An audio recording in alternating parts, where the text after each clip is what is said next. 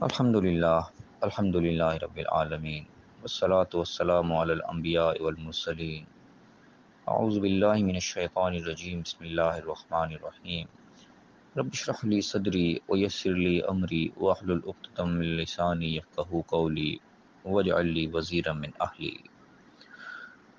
محترم سامعین، السلام علیکم ورحمۃ اللہ وبرکاتہ۔ الحمدللہ قرآن پاک کا مطالعہ ہمارا جاری ہے۔ سورہ آل عمران کی آیت نمبر 155 تک ہم پڑھ چکے ہیں۔ آج انشاءاللہ آیت نمبر 156، 157 اور 158 پڑھیں گے۔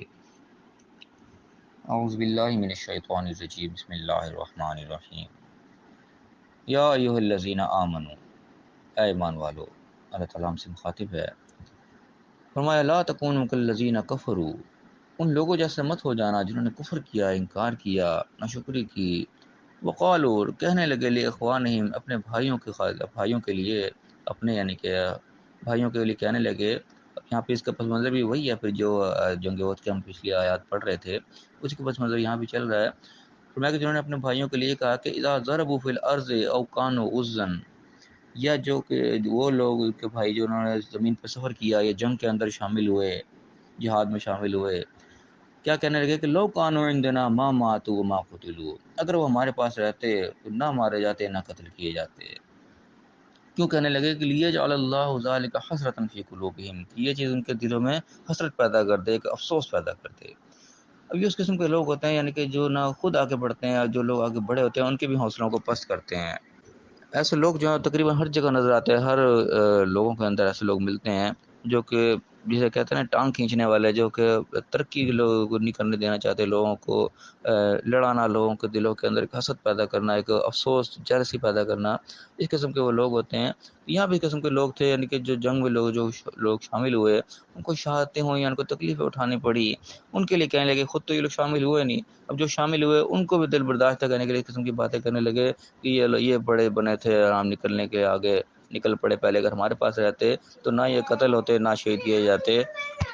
تو ایسے لوگ اللہ تعالیٰ نشاندہی کر رہا ہے کہ یہ وہ لوگ ہیں، اللہ تعالیٰ بلکہ دوسرے مسلمانوں کو الرٹ کر رہا ہے کہ تم جو سے نہ ہو جانا جن لوگوں نے اس قسم کی حرکتیں کی، یعنی کہ نہ خود نکلے، اور جو لوگ نکلے بھی اللہ کی راہ میں جہاد کیا، جنہوں نے محنتیں کی، جنہوں نے شہادتیں پیش کی، ان لوگوں کے آگے جو لوگ تھے اس کے نقش قدم پر چلنے والے، ان کے حوصلوں کو پست کرنے والی باتیں کرنے لگے، ایسی ایسی باتیں کری تاکہ ان کے دلوں میں یہ حسرت پیدا کہ ہم سے کوئی غلطی ہو گئی۔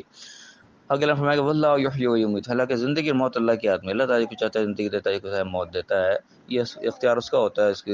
مہلت کس کو کتنی دینی ہے یہ اس کا فیصلہ ہوتا ہے، اس میں کسی کا کوئی اختیار نہیں ہے۔ اور میں کہ واللہ بما تعملون بصیر، جو بھی کچھ عمل کرے اللہ تعالیٰ اس کو دیکھتا ہے، یعنی کہ کون کس کے لیے کیا کر رہا ہے، اگر نکلا ہے تو اللہ کی خاطر نکلا ہے، جو نہیں نکلا وہ کس کی خاطر نکلا، دنیا کی محبت تھی یا کوئی اور حکمت تھی، کیا تھی، وہ سب اللہ تعالیٰ دیکھ رہا ہے تمہارے اعمال کو۔ فرمایا کہ وَلَئِن قُتِلْتُمْ فِي سَبِيلِ اللَّهِ، اگر تم قتل کیے گئے اللہ کی راہ میں، او متم یا مارے گئے، خود اپنی موت مر گئے نے، کسی نے تمہیں مار دیا، لیکن وہ اللہ کی راہ میں ہو، اب چاہے تمہیں اپنی موت آ گئی یا تمہیں کسی نے قتل کر دیا، لَمَغْفِرَةٌ مِّنَ اللَّهِ وَرَحْمَةٌ خَيْرٌ مِّمَّا يَجْمَعُونَ، تو اللہ کی طرف سے مغفرت اور رحمت جو ہے وہ اس سے کہیں بہتر ہے جو تم جمع کرتے ہو، یعنی کہ اللہ کی راہ میں نہیں نکلو گے، دنیا کے مال متاع جمع کرنے میں لگے رہو گے تو وہ جو بھی کچھ تم جمع کر رہے ہو وہ اس سے بہتر نہیں ہو سکتا۔ جو اللہ کی راہ میں اگر تمہیں مارے بھی گئے ہو تو اللہ کی راہ میں جو مغفرت تمہیں ملنی ہے، جو رحمت تمہیں ملنی ہے، جو انعام و کرام اللہ کی طرف سے ملیں گے، وہ اس سے کہیں بہتر ہے جو تم دنیا میں رہ کے جمع کر لو گے۔ یعنی دنیا آخر عارضی ہے، یہ آخر چھوڑ کے جانا ہے، دنیا میں رہتے ہیں، اس کو پتہ نہیں کیا کیا غلطیاں ہو جائیں، کیا کیا کوتاہیاں ہو جائیں، کیا کیا نتائج ان کے نکلے بعد میں کوئی معلوم نہیں ہے، لیکن اللہ کے راہ میں اگر جان دے دی تو پھر تو مغفرت ہی مغفرت اور رحمت ہی رحمت ہے، اس کے بعد جو جنت انعام و کرام ملنے ہیں اس کے کوئی انتہا نہیں ہے۔ فرمایا کہ وَلَئِن مُتُّمْ أَوْ قُتِلْتُمْ، اگر تم مارے جاؤ یا قتل کیے جاؤ، لَا إِلَى اللَّهِ تُحْشَرُونَ، جمع تو تم نے اللہ کی طرف ہونا ہے، حشر تمہارا اکٹھا ہے تو تم نے اللہ کی طرف ہی ہونا ہے، آخر تو ظاہر ہے ادھر ہی جانا ہے۔ جو اللہ کے راہ میں قتل نہیں کیا گیا، اپنی موت بھی مارا گیا، جانا تو اس نے ادھر ہی ہے۔ جو دنیا کا مال جمع کرنے میں لگا رہا، نہیں اللہ کے راہ میں نکلا، اس نے بھی جانا تو ادھر ہی ہے، سب کو یعنی کہ اینڈ تو آخر ادھر ہی ہونا ہے۔ تو ان آیات میں اصل میں فی الحال ہم یہیں تک پڑھیں گے، اس کے بعد اگلی آیت انشاءاللہ تعالیٰ وہ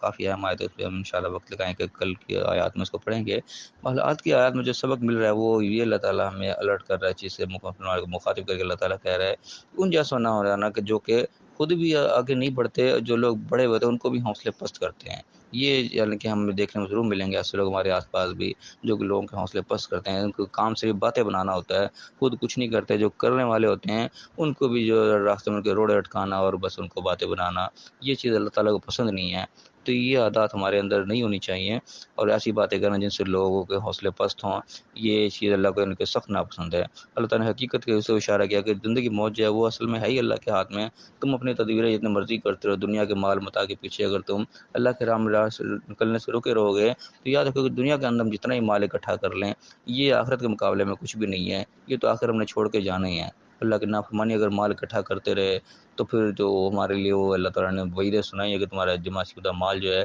یہ آگ کے اندر تپا کے اللہ تعالیٰ ہمارے جسموں کو جو ہے پھر وہ داغے گا۔ اللہ تعالیٰ نے معاف فرمائے، اس قسم کی سخت اللہ تعالیٰ نے وعیدیں سنائی ہیں۔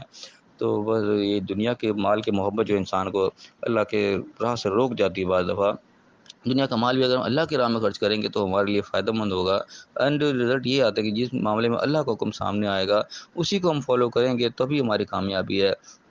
مال کے حوالے سے اللہ کا حکم اگر خرچ کرنے کا ہم خرچ کریں گے، جہاں جان دینے کا موقع آیا وہاں پہ ہم اللہ کے حکم کے مطابق جان دینے کے لیے آگے نکل جائیں گے، اسی کے اندر ہی ہمارا فائدہ ہے۔ کسی بھی موقع پہ اگر ہم اللہ کے حکم چھوڑ کے کوئی اپنی تدبیروں میں لگ گئے، چاہے وہ مال جمع کرنا ہے، چاہے اپنی جان بچانا ہے، جس موقع پہ جو اللہ کی ڈیمانڈ ہے اس کا میں اگر پورا نہ کیا تو یقیناً ہمارے نقصان کا باعث ہی بنے گی، اور اللہ کی ڈیمانڈ جہاں پہ ہوگی اس کے مطابق ہم چلیں گے، یقیناً اس کے اندر ہمارا فائدہ ہی ہے۔ بظاہر چاہے ہمارا نقصان ہمیں نظر آ رہا ہوتا ہے تو یہی ایمان بالغیب کا تقاضا ہے کہ جو چیز چھپی ہوئی ہے اس کے اوپر ہمارا ایمان ہونا چاہیے کہ جو اللہ تعالیٰ کہہ رہا ہے وہ چاہے ہمیں بظاہری اسباب اس قسم کے نظر نہیں آ رہے لیکن اللہ کے اوپر یقین کر جب ہم اس راستے پر چلیں گے جو چاہے ہماری آنکھوں سے اوجھل ہوگا، تو یہی اصل میں ایمان بالغیب کا ہم حق ادا کریں گے کہ بغیر دیکھے اللہ کی بات کو ماننا یہی ایمان بالغیب ہے۔ اللہ تعالیٰ میں صحیح سمجھنے کی، صحیح عمل کرنے کی توفیق عطا فرمائے اور دنیا اور آخرت دونوں جگہ کامیاب فرمائے، آمین۔ وآخر دعوانا ان الحمد للہ رب العالمین۔